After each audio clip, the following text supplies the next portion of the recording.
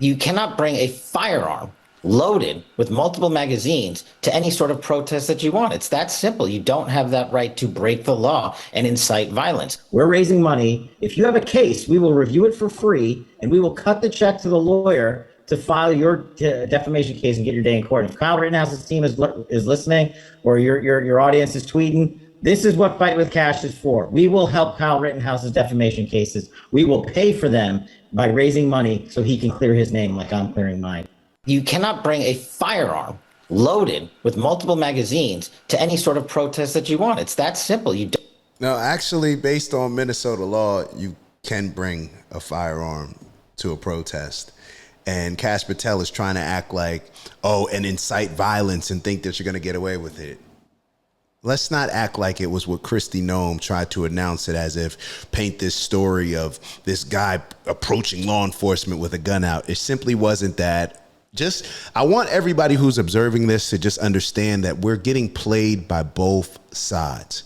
We're getting played by both sides. Yes, people are right to be upset with Democrats for having this damn open border in the first place and incentivizing people to come here that we knew one day you would have to address.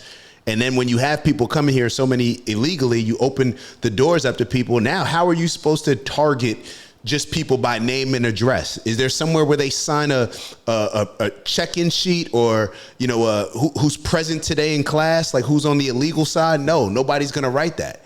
So then on the other side, it's okay to say, you know what? These ICE agents have gotten out of control.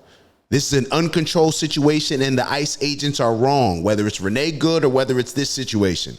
It's okay to be able to criticize both and to keep the understanding that we are getting played for a very particular reason, to stir up controversy, to stir up chaos. So therefore, we're doing so much fighting that it allows the elites, the powers that be, to do whatever else they're doing while we're distracted but fighting each other. They keep running the same play and we keep falling for it.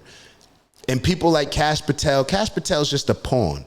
He's just a pawn being used, and everybody knows it at this point. So take what he says with a grain of salt, as well as all of these other politicians, especially the ones that we've seen blatantly contradict themselves. Blatantly contradict themselves. When it's a situation where, okay, well, I got to paint this in this light because that actually aligns with my agenda. But the same situation over here, we got to paint that in a different one because that doesn't. And shout out to the NRA, because I believe the NRA actually came out and they made a couple statements saying that, hey, y'all trying to make this about gun carrying and there's nothing to do with that. So now y'all kind of putting pressure with the guns, and then the NRA doesn't like it. And the NRA, they probably didn't even want to come out and make that statement because they seem to be more so aligned, at least just my opinion, of just being, hey, get these illegal migrants out of here by any means necessary. Now, I don't know if the by any means necessary comes into play, but y'all understand what I'm saying. It's just kind of funny how now the NRA had to probably come out and make a statement that they probably never wanted to in support of somebody that they typically out.